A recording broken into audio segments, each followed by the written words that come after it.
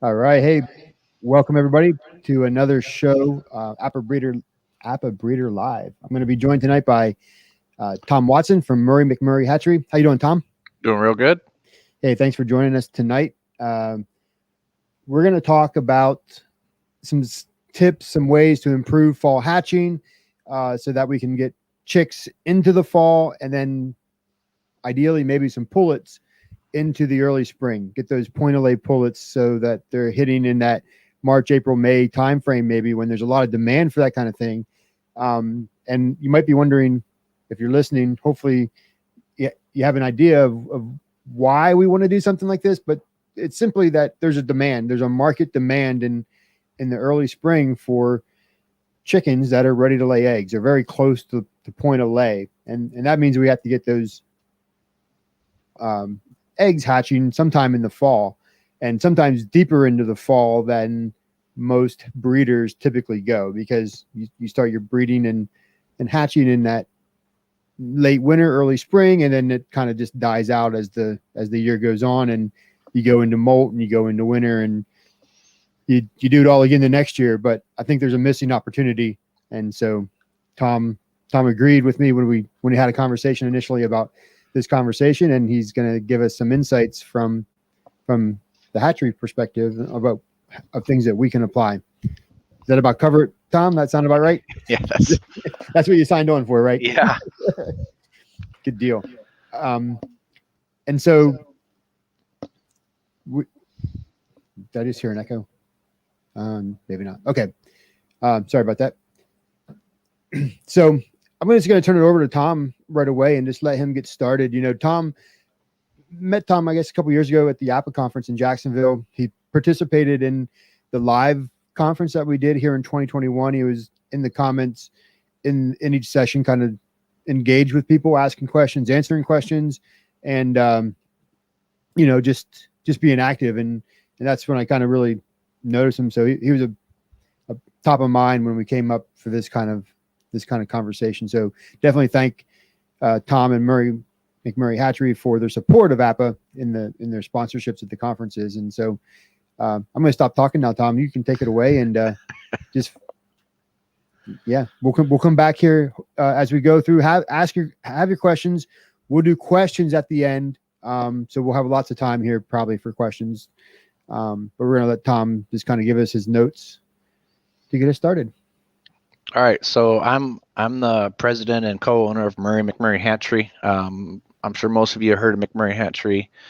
We've been around for 105 years now.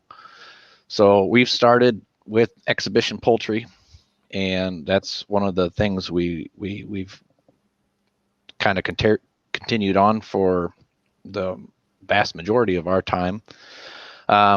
I've been to the APPA conference, and that's, one of my primary focuses is to kind of get back to, our agrarian roots and focus on, and the pastured poultry is exactly where I want to be with that. It was a great conference.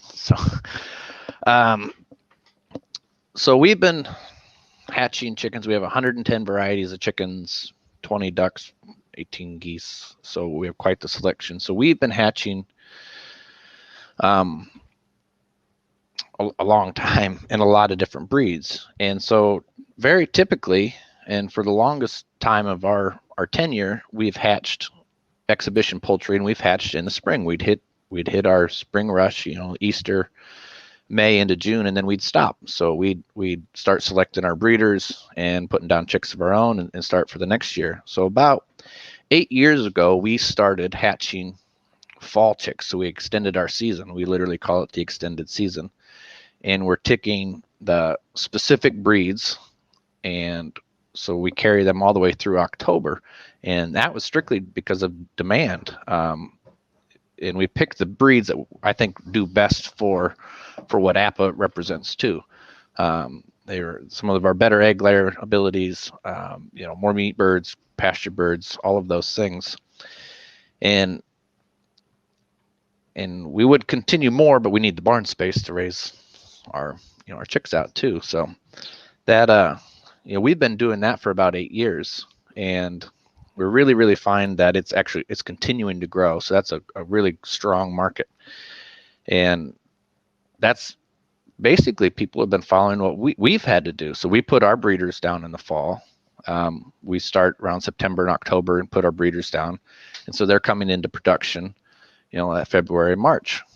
And that's, that's how we supply ourselves and all of our customers. So that's exactly what we're doing. And so it makes sense for people to kind of follow that same pattern, because your chicks, getting your chicks in the fall, and you're getting through, the coldest months and the darkest months, you're not seeing the decreased production yet because they're not even in production. So lighting is one of the really important, things in egg production.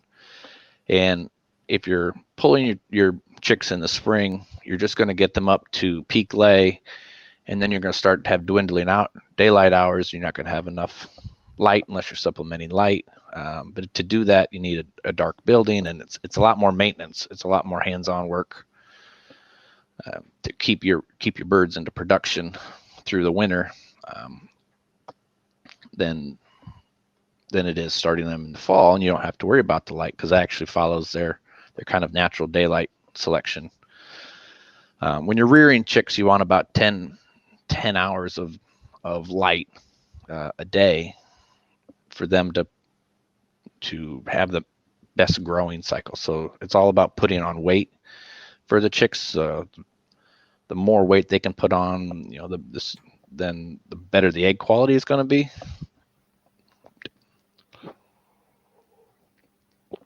Slow down a little bit. Okay. So when you're starting chicks in the fall, you have less natural light, so you're providing supplemental light in the daytime. And when you're getting your chicks up to starting to lay, you're really looking for you're ramping up the daylights. And so putting chicks down October, by the time you get to February and March, your daylight's getting longer. They're going to naturally go into production. And so you don't really have to fight that cycle. One of the kind of the interesting things is the lower light is going to decrease the sexual maturity of the birds. And so that actually leads to less fighting, so less pecking within your brooders. So you can stock a little bit heavier if you have limited space. So when you start to ramp up that light, they become more sexually mature. That's when they're starting to go into egg production. The roosters are getting more active. That's when you run into more issues with your space. So one of the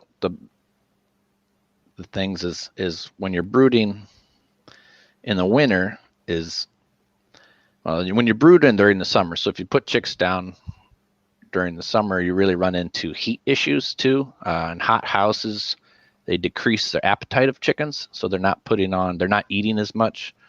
So your weight gain is down, and that's really important for both broilers perspective and your egg layers. So it's really important for your egg layers to have the maximum nutrition, the maximum value out of their food to get when they start coming into lay, you'll have less issues. You'll have less blowouts because your birds will be bigger. You've slowed the sexual maturity down, possibly a week or 2 weeks with the light and you get a bigger bird. You're going to have bigger eggs off the bat, but they're going to have a better body size to handle that. So that's one of the key factors. Like I said, McMurray Hatchery has been doing the exhibition poultry. So when you talk about exhibition poultry, you're the 4-H'ers and the shows, and typically those are all in the fall. So you need to get your birds early in the year, and then you grow them out so you can show them, have them show ready in the fall, and that's how you do it. But when you're talking about production birds, you're looking to have eggs on the table the first part of the year. So 26 weeks is the maximum production out of a chicken. So when that chicken is 26 weeks old, you're going to get the most eggs you're going to get in that time, and it's going to start dropping off after that till about 90 weeks, and then you're going to see a really strong drop off. So when you talk 26 weeks, you're going to have the most eggs that your flock is going to produce. And so you need to back that up to where your demand is. If you have really strong demand in the spring, well, then you need to have those chicks down 26 weeks back, which happens to be, if you put chicks down in October, that's March. You have your peak egg production in March. So when other people are starting to look at, oh, I want chickens, or I want all of this stuff ready to lay birds, you're there. You're ready to meet that demand. Ready to lay birds are a little bit different. You typically don't want them that old. You're looking at 15 to 18 weeks. You don't want to move birds when they're in egg production, so you want to get them just before production. So that's a pre-lay cycle. So you're really trying to move those birds at 15 to 17 to 18 weeks old. So if you're supplying started birds, started pullets, you're going to look at probably put stuff down in November or really late October, and then try to get rid of them, January or February, if your early bird ones are looking to open their houses and get egg production. The South is usually down where Mike's at. That's a little bit warmer. They're ready to start thinking about spring. And so finding where your max demand is and just backing that up, and you'll find that you're going to really should be getting birds you're starting your birds in the fall. One of the things that, if you're selecting your own birds and your own breeders, and when you select in the fall, you're naturally selecting for the best egg layers and the best longevity out of those birds. So those are the birds that are survived, and out of the eggs you're collecting, those are the most.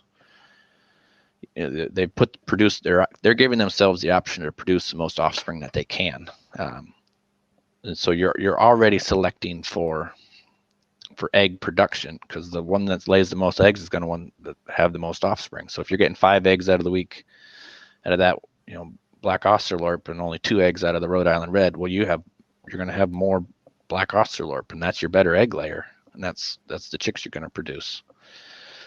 So you've already taken care of some of the natural selections in the quantifications of looking and handling and raising birds as you are.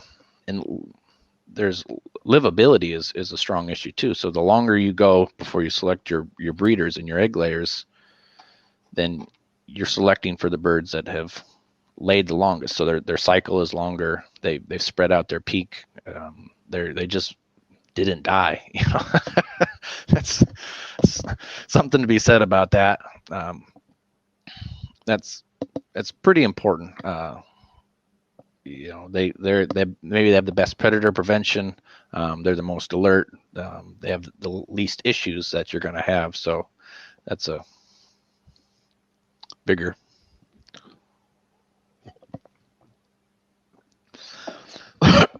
Excuse me. Okay.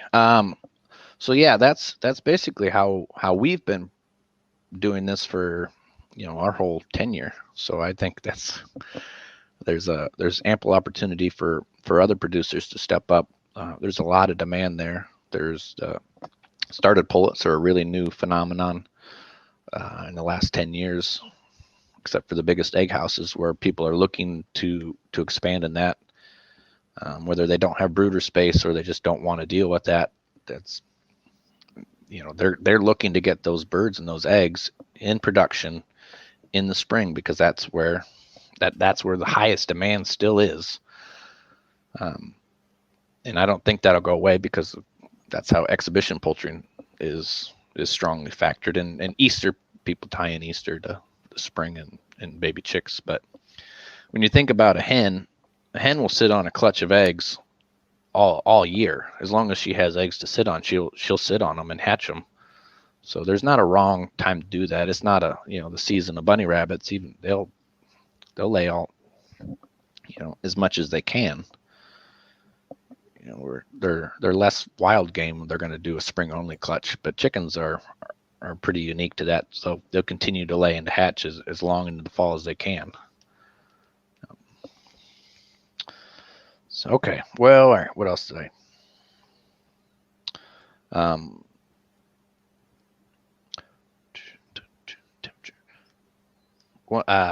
It's not. There's not a strong scientific approach to this, but when you decrease the light, and you get a better feed conversion.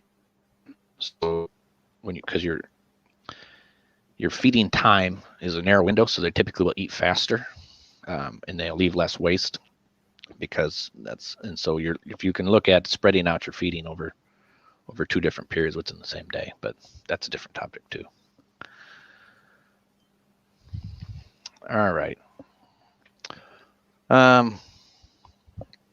Yeah, I don't know. All right. Maybe to touch on something else. Yes, I'm curious. I have a couple questions here, Tom, and if you guys have a question, go ahead and type it in the comments, and we'll get to it. Otherwise, I'm going to start working through some of my list. So, I'm curious: when you extend your season with your flock now, are you using the same birds that you hatched out of the spring, or do you hatch pullets for your season extension?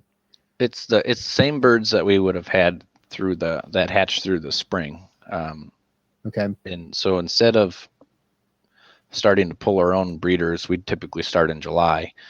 We move some of that back, and so we're doing it in August and September, and utilizing that barn longer. So the more time you can get, laying eggs and hatching those eggs, that's you get your stronger benefit out of your barn. And okay, and then and so those breeders, you have them on a supplemental light program throughout the summer. Yep. So when you're looking at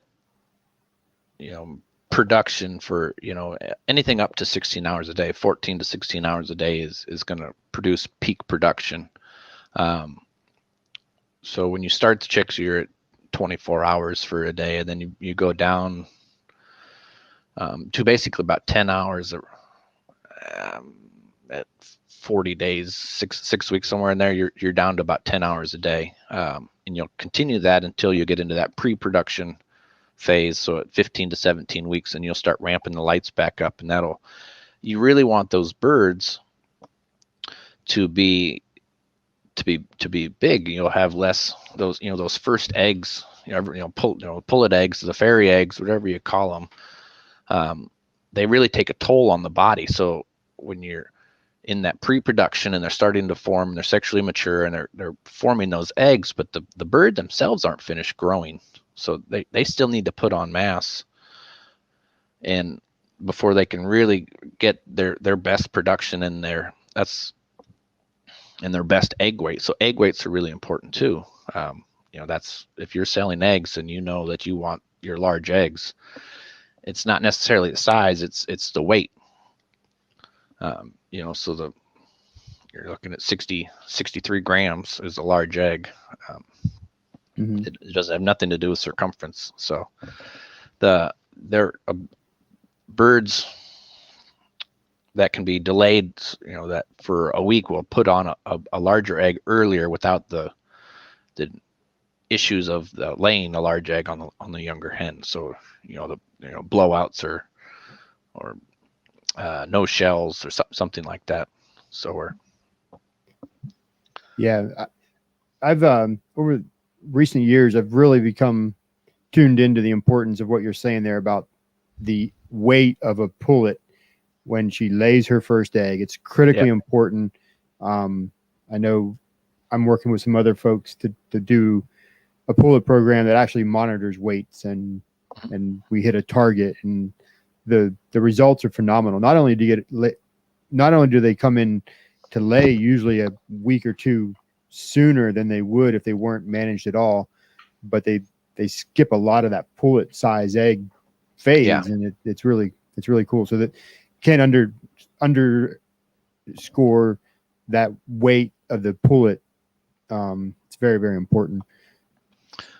When you're starting chicks in the spring, like you're producing, you still have to heat. You're heating your brooder. And when you're starting chicks in the fall, typically it's already warm. You think August, September, October, like you have some pretty hot days. It's going to be 101 tomorrow here. Like it's, on September 1st, like, and so I think there's less input cost in starting your flocks in the fall because of the natural radiant temperature of, that's still out there. If you're starting chicks in March, at least in my neck of the woods, it's cold. Right. Like there's still snow on the ground. So you can get through that brooding stage with less input into your heat time and get into the winter, where there's less, demand on you and less input costs, which is really important. And then, so what do you think then with brooding, not even necessarily brooding, but raising the birds up through the winter? What are some of the other differences that you might have that you have to be aware of, I guess, compared to, that same summertime rearing period? Yeah. So water is more important in the winter than it is in the summer. So if you live in a really cold climate, like, in Iowa, you need constant access to fresh water. And that's more important when it's 20 below than it's 110. That's detrimental either way, but it's vitally important for them to produce heat in, their own body temperature, through that water. So that's where people kind of overlook that. The water froze, I'll clean it out later. No, that's paramount that they have access to water all the time, even more than food. And they will expend calories, staying warm, but they actually expend more calories trying to cool off. Chicks don't have the greatest ability or chickens in general don't have the greatest ability to cool off. It's all respiratory. 90% of their cooling capacity is just breathing. That's why it's so humid and wet. One fact I would like to point out is in the winter, if you're stocking density, you need really good ventilation. Because of that respiratoriness, because of how they expel their heat and the humidity that chickens naturally put off, they're prone to respiratory issues. So having good ventilation in the winter is especially important, but that's for any age at all. Right. So. Thank you for that. Go. I think we got a question here. We can.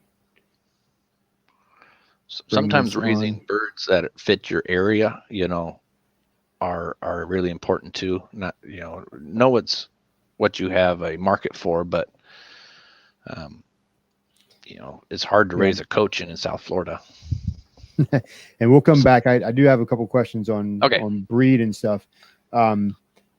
Clarifying question here, a detailed question from Karen. 26 weeks from from October 1st is April 2nd. She wants to know if you're hatching breeder birds around then to hit peak production in the fall, or are you using birds hatched the previous fall? Yeah, so we're still using the birds hatched from the previous fall.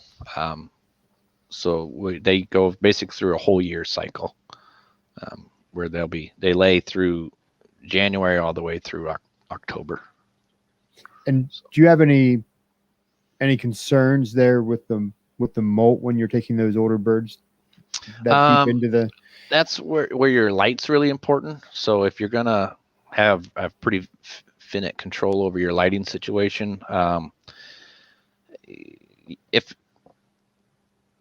lot of people, there's two types of houses, so chicken houses. So there's what you consider the natural light, so there's just windows, and they might have a couple light bulbs or thing, but they're going to get the natural sunrise and sunset that's really changing the lux or the lumens that the chickens are getting. Or there's a dark house where they really don't have windows, so it's all just incandescence or LED lighting, and that's all the chicken knows. And so it's easier to set their schedule. When you get to continue production, you're not really pushing a chicken that far. We start them a little bit earlier than they would in nature, but they're going to end about the same time that they would when the daylights start getting less too. So that's a pretty natural progression for the chickens. You don't really run into the molt. Okay. Some do, but that's right. When you select your breeders at that age, then you're already selecting for the birds that are laying consistently at that time. Gotcha. And then are you in that program? Then I can probably guess the answer, but does your egg production remain fairly flat or steady throughout your season, or are you still tailing down at the end of the year? No, it still tails down. So at that 26 weeks, and our peak production is usually somewhere in February, early March. We'll have the most eggs we'll have. But the chickens, you'll get better hatchability out of your birds, like kind of the older they get. So you'll continue to climb in hatchability, even though your egg numbers are down. So if you're producing your own chicks, your chick numbers are going to be pretty steady through the year, just because of they offset each other. Gotcha. Okay. Then you mentioned, just curious, probably a good time just to bring this out, but you mentioned the breed. So what are some of the different varieties that you found work well for you guys that do this extended season hatching? So the most popular ones, and they are for a reason, the Rhode Island Reds, Buff Orpingtons, Barred Rocks, all the rock varieties, White Rocks, Partridge Rocks, all of those. Your commercial white egg layer, our Red Stars and Black Stars are our whiting breeds. Are all ones that we continue on, the Americana lines. We do some of our more rare stuff, gold and silver lace Wyandottes. They're really popular. Blue lace red Wyandottes are really popular for home flocks. But really our fall flocks are primarily what we consider production. So they're going to be the best egg layers for people who really want that, whether it be in their backyard or on the pasture or wherever it is. Those, a Rhode Island Red or a Black Australorp are some of the best producing chickens. That's why they're really popular. They just happen to be, fun family pets too. Cool. Let's see. So we got a question here from Susan. Wants to know about ambient housing temperature for the birds as they mature. Yeah, so that's a pretty key point. And if you get into high production birds, they'll tell you that make or break it in the ambient house temperature. That's really hard unless you're air conditioning, in the summer. That's not necessarily feasible. So there's going to be, chickens are naturally equipped to handle just about anything. It's the big changes in temperature that are going to throw them off production or cause them to get sick. If you have a 20 or 30 degree spike in temperature, then that's a big stressor. Or the opposite, it could, if it gets colder. So keeping a consistent temperature is really important, whether that be 50 degrees or 80 degrees, or when it's 110 degrees outside, then it's going to be pretty warm in your building. There's just no other way around that. So proper ventilation helps, but it doesn't really cool it down. So what is the best ambient temperature? It's like people, they're a little bit warmer than us. I'd love to be 72 degrees all year. But anywhere above freezing, and they're just fine. They really are. So yeah, it's easy. Yeah, pretty adaptable. Yep. There's a reason they've been around as long, and survive everywhere. So this one, I think, right up your alley here, Tom. Do any incubator settings need adjusting?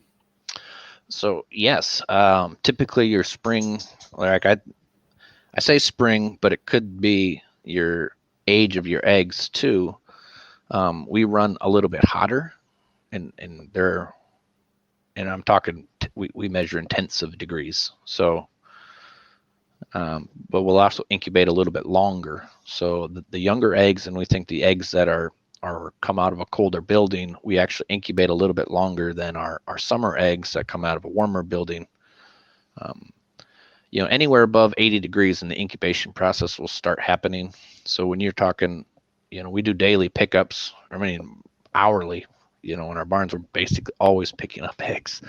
And we store them in a, you know, air conditioned room, but it's, you know, it's probably 75 in there during the hottest days. And then when we bring them to the hatchery, we keep them at 65 degrees.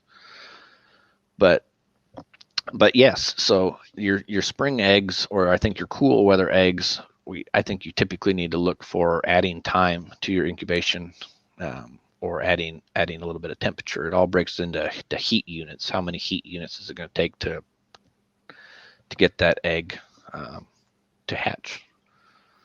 So it depends a little bit on the type of chicken I think you're rearing, whether they're, you know, how old they are, because that'll affect the hatchability too.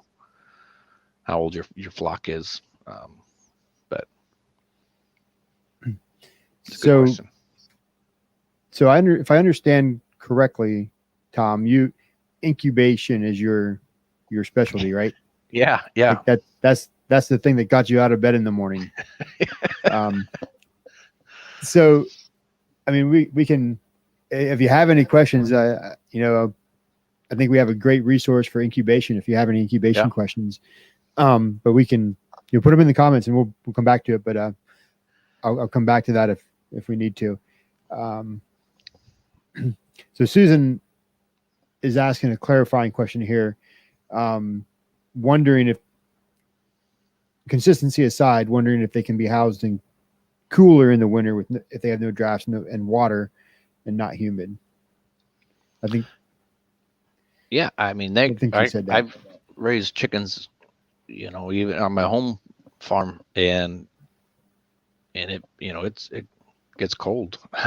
You know, I don't have a you know, huge building here, so if I got a flock here at home, which I often do when I'll start breeds, like new chicken breeds that we'll carry on, I'll bring them here and I'll raise them for a generation and kind of see what traits and stuff come out and how they handle and stuff. So I mean, I house them through the winter, and it's cold. Like, it's barely above what it is outside here. You know, in central Iowa, it could be 20 below. You know, keeping water and keeping the humidity down are your points. But yeah, absolutely, you're not going to pick up eggs when it's that cold. So keeping it above freezing will keep your eggs.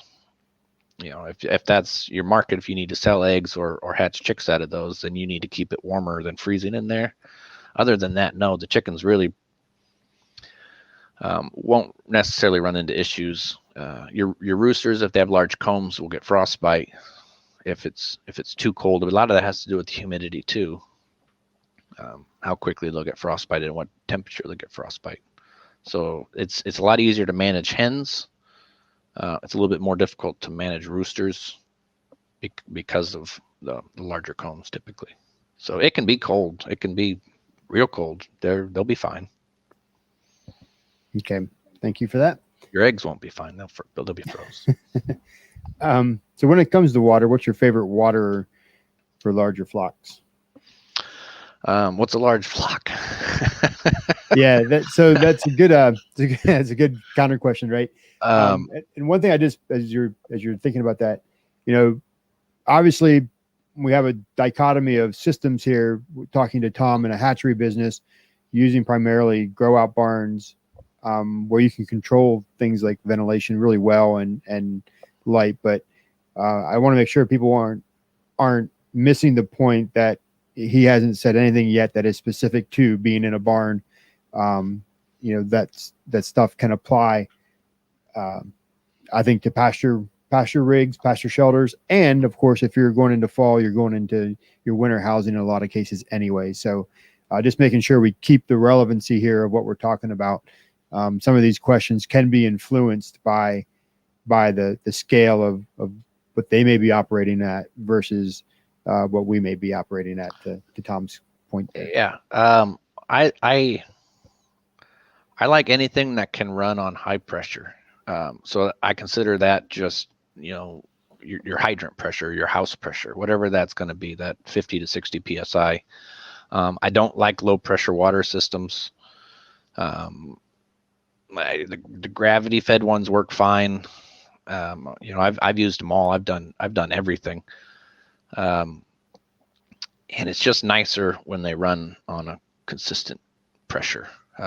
So when your tank's not too low, that it doesn't fill fast enough, or it's too full and it overflows the bowl. However that works. So in our barns, we use multiple systems. I've used nipple waterers with pretty good success. That's something I think you need to acclimate your birds to, and whatever you use that works for you, that's what works. Chickens don't like change. They don't like change in their water systems. So don't go have a bowl one day and all of a sudden you think you're going to put a nipple water sister in. You'll lose some birds because they don't take to it. Starting them as a chicks is one thing. It's kind of intuitive. Use their beak, tap to them. Make sure they can see that that's where water is. Show one where the water is, and the rest will figure it out. But they don't like change, so kind of stick with it for whatever your season is, and then if it's not something that works for you, then do a different one. I don't really care for the nipples all that much. I just think they're typically leaky, and they'll lead to more wet bedding than a bowl. Okay. Thank you. We'll go ahead and keep on going here. Okay. So how old are your hens when you start them in your breeding program? As old as they are when they're laying eggs. So they've come out of their pullet production and they're we're not all that fancy. We're raising them. I mean, we don't change barns, so they're raised where they're going to lay. And so once they start laying, then we're collecting eggs. And that depends on the breed too. So, you talk about your red stars or your Isa Browns and stuff, you could be 16, 17 weeks and going into pretty good production. You talk about golden and silver lace Wyandottes, then you're probably at 22 weeks. Each breed is specific in kind of that point in where they're going to reach production. And when the eggs or your roosters are sexually matured to be breeding and producing fertile eggs for us. But if they're laying eggs, they're in the program. So one way or another. So gotcha. And speaking of your breeding programs, I'm curious, Tom, do you guys, what is your breeding strategy? Like, just, can you talk about that for just a minute? Yeah. And specifically, are you breeding for improvement or to the standard? And if so, what standard? Yeah. So we go with the APA. So we breed towards the standard of perfection. One of the things I'll toot my own horn here is we were certified through the APA on a number of our breeds this spring. So we had a number of judges go through our barns and say, we had them look at some specific breeds, and we'll have them look at some more probably next year. So our goal is exhibition poultry for the most part. That's kind of our history and our heritage. So producing those I don't want to say show birds because it depends. That's its own kind of breeding program that I think you need to. We'll give you a foundation stock, and I think you can take. We'll set you up, and you kind of need to take it from there because it's a little bit more close in breeding, I think, to set certain traits. Kind of lost the question. What is our breeding program? So we're exhibition poultry, and I kind of touched on early in the cycle is that we really like what the APPPA is doing, and with the pastured poultry and producing what we consider a more humane alternative to what you can get to the grocery store. whether that be eggs or meat.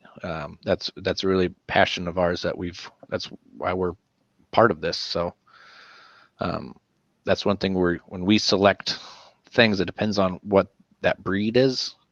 We have I think we're over 105, 110 breeds of chicken, and those have specific traits.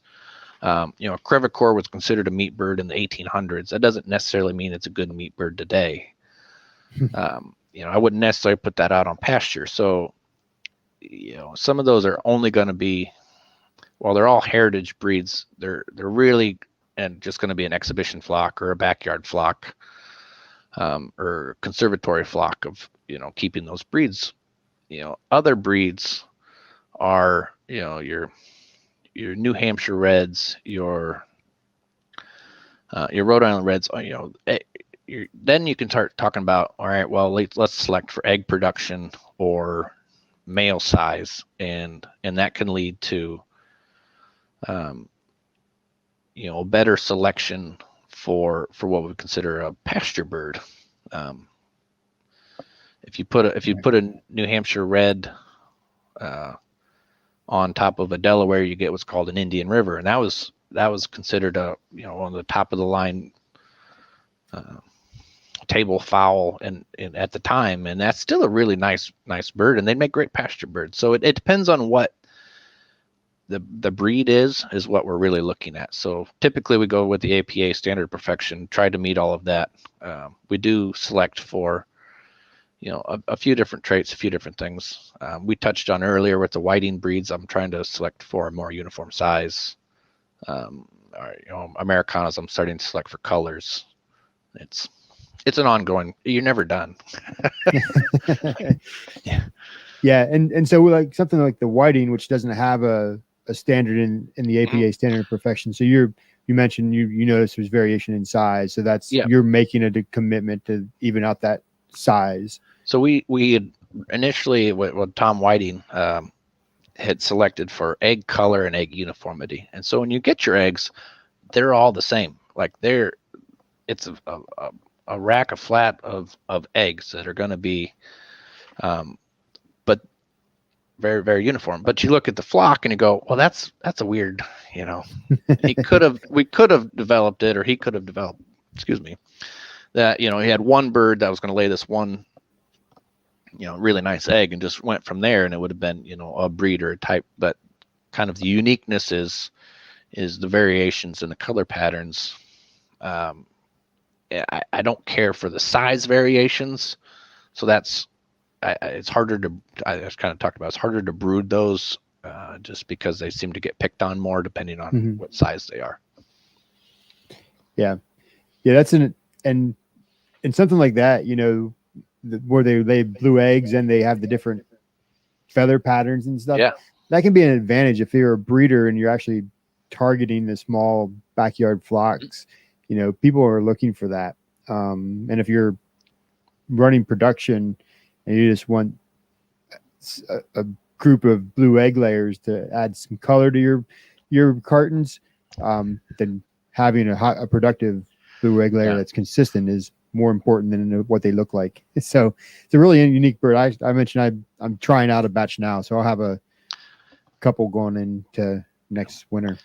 In the the natural world of selection, the predatory selection, that's where all these color patterns really originate and where they really shine. You're talking about raising birds on pasture.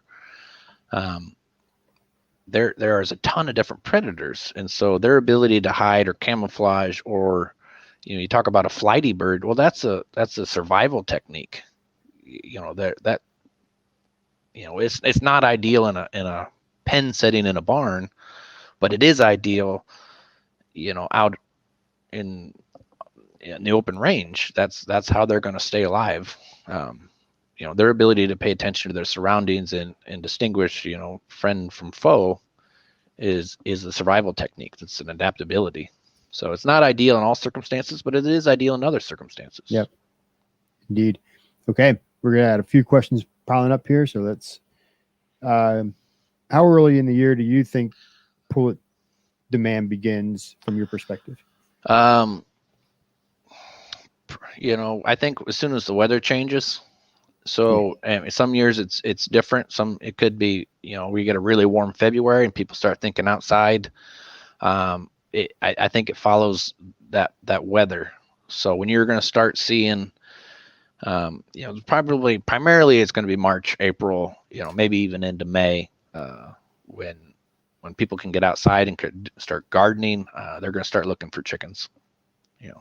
Yeah, I think the weather is a big deal. I'm in Pennsylvania, and it's kind of the same thing. I had pullets last year coming into the spring, and they were hitting end of February, and we were cold and not really nice, and so it was hard to move them.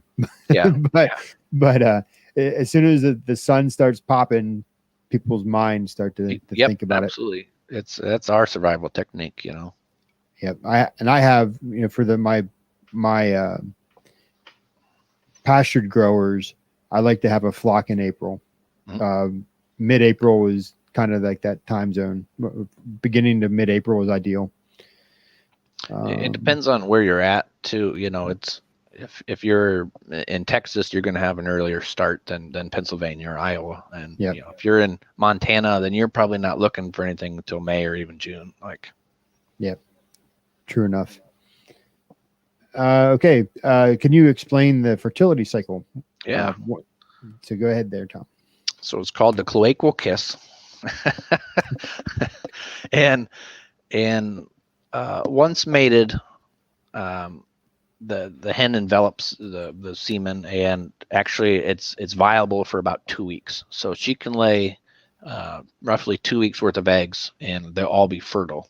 So really, they only need to mate about every 2 weeks, which is an interesting thing if you're doing specific matings. So if you're looking to mate, specific hens or specific groups to males, or rotate your males, you have to know that they've been inseminated, and they're probably carrying that other semen for 2 weeks before you put your other rooster on it, or that's the genetic pairing that you'll get. So no, about once every 2 weeks. And that can be, you can have different roosters in between there that they'll all commingle. Okay. Will you set every egg you collect, or do you have a standard that the eggs have to meet? So we do a selection. When we bring the eggs off the farm, we set up to tray. It's called our traying room. So we just look over the eggs for imperfections, so oddities. If you got an egg that's not the same, odds are that's not going to hatch anyway. And so sometimes they'll be really light colored egg, or sometimes they'll have a lot of calcium buildup on them. Just it's something that's not necessarily ideal, or just completely different from what the standard is, or cracks. So yeah, other than that, we'll set everything we can, except for the kind of the oddballs. So we do look them over. Here's an interesting one. If you could only raise 2 heritage breeds for egg production and cross them for hybrids in a hot climate, what 2 breeds would you raise? I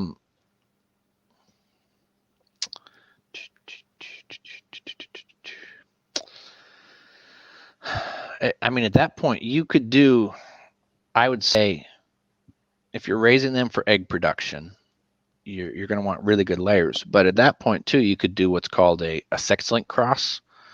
So a Rhode Island Red or a New Hampshire Red are carrying a gold gene. So those red birds happen to carry a gold gene. And if you mate them to a bird that's carrying the silver gene, so a Delaware, a white Sussex, not all white chickens carry that silver gene. There's 7 variations of white in chickens, and how that adapts. So, but if you cross the red, like a Rhode Island Red and a white Wyandotte, the offspring are going to be color sexable. So when we talk about a hybrid or a color sexable or sex-linked breed, that's one that you can do. So you're not going to have to raise up all of these birds to find your females. You can sex them at day old by color. and they're really good layers. So you think about your Rhode Island Reds and your New Hampshire Reds, and a Delaware, that'd probably be one of the ideal crosses. So that's basically what a Red Star is, and they're some of our best egg producers, and they're color sexable. Yeah, and on that question, that's a great question. One of our members actually did one of these live sessions about a year ago, I guess now, on sex linkage and breeding, and just walking through some of the details, the color patterns, the dominant sex linked genes, as you mentioned there. So worth a while. If that's a question or an idea for you, dig through our YouTube channel and you can find Lisa Van Horn's talk on that. It's pretty good. Let's see where we go here. Broad Shoulders Farm says, "Go Tom." Yay. Harlan Heritage wants a recommendation on an incubator brand for 50 to 100 eggs. I've got 3 plastic ovobators that I bring out and sit on my counter at different times.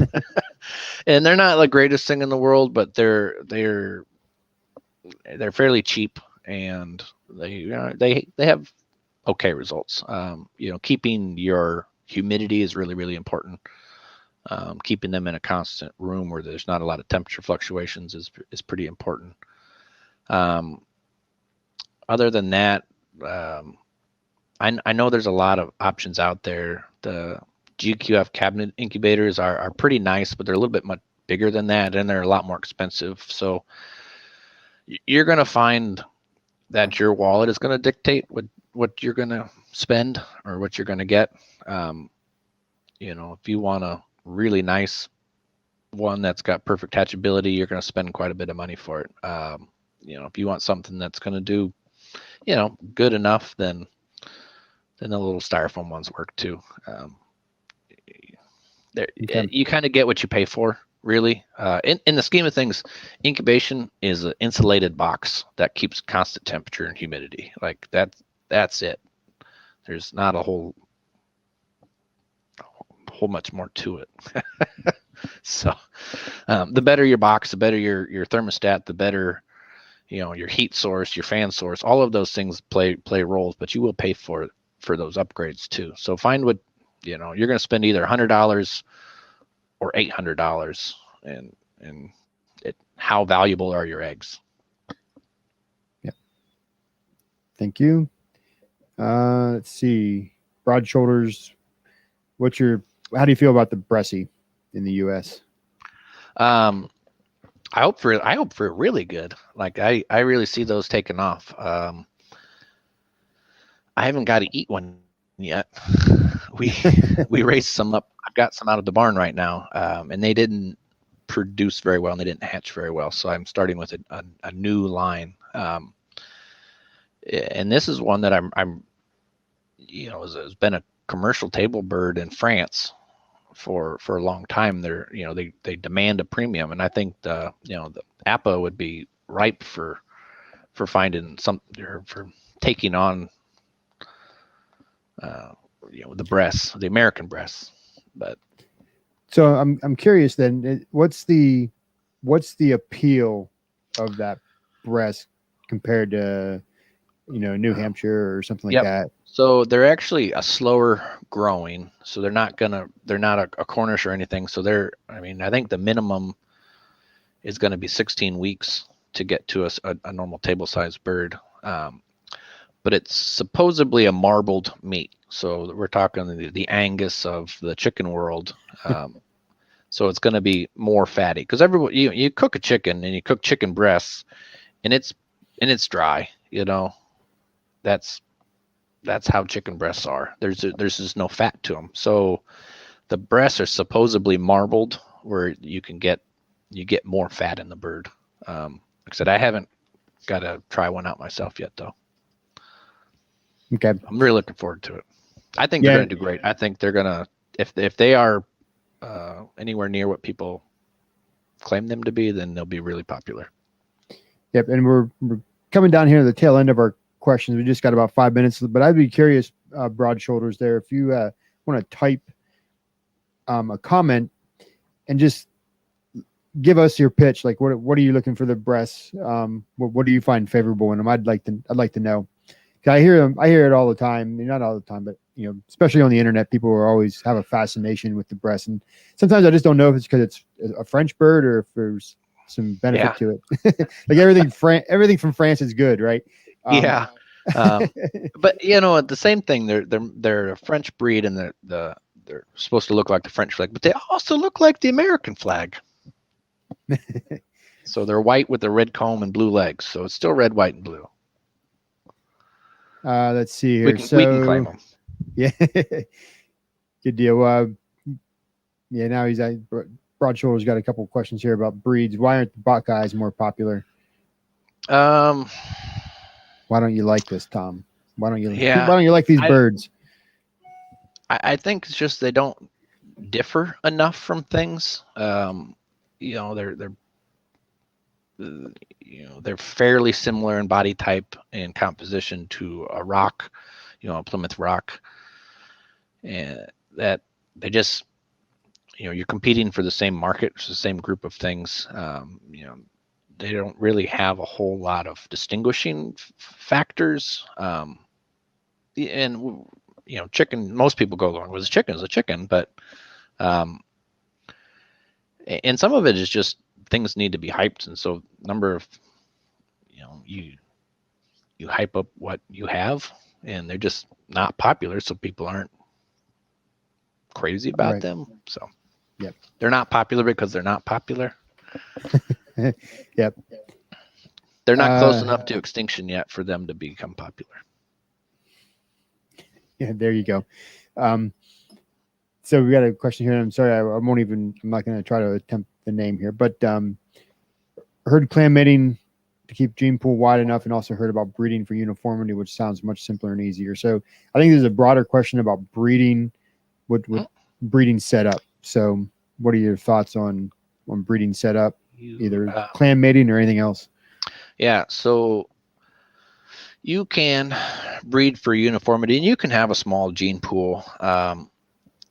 But what happens is if you get in your inbreeding is you are locking in the traits, and that could be good or bad. And so when I talked earlier about exhibition poultry having kind of that foundation stock, you're really talking about taking and breeding for that uniformity, but you're breeding really close-knit kin to lock in those traits that you're looking for, and you're actually doing that on probably multiple lines. So you're selecting multiple breeders to select for this certain tail or this certain comb, and then you're kind of trying to cross those, and that's what you're going to get for your show birds. In your flock, though, you're going to suffer on the other. While you're looking for those traits, you've also locked in that whatever their propensity for laying eggs or their hatchability or their survival things, you really lock in all of those traits, and it's good and bad. We prefer to have larger gene pools. We select for type, but it does vary quite a bit too, and you really do. There's a minimum size that we will continue to have to keep the genes as broad as we can. It's about 100 birds. Thank you. Yeah, thank you for that. I got one more question here, and we'll end on this one. Do you use grow gel or something similar in your boxes when you mail? Yes. Yep. Absolutely. So we do. Does it do anything? It is a good probiotic by itself, and I advocate for probiotics to really get the intestinal tract going. You really want to have a water or a water substitute as quickly as possible, so that gives them primarily it's just Jello, so it's mostly water with some probiotics. Those things I think are great in the transport boxes. I think it's kind of defeated by just the sheer number of birds. I'm not saying they're crowded, but typically it just gets stepped on and then kind of mushed down. So we do use it even when we take our stuff to our flocks. We'll mix it up and we'll kind of put it out along with our food. We put it in all of our shipments, every one of them, kind of get them a start. So Okay. I'm not convinced that it does anything as far as keeping them alive in transport, but it which does is help. important. Yeah. Keeps the phone from ringing. Yeah. Just here, Broad Shoulder just said he's asked about his breast reason. Looking for a good meat breed that can range and reproduce naturally. So I think that's the goal of a lot of folks on this call. Harlan Heritage says, thanks for your time tonight, Tom. He's a very loyal customer of yours. Thank you. So we'll end it there, I guess. And thank you, Tom, for coming on, spending an hour with us. Thanks, everybody, for the great questions. Yeah, thank you. We'll do something again next month. So watch your email. All right. All right. We'll end the broadcast here. Thanks, everybody. Have a good night.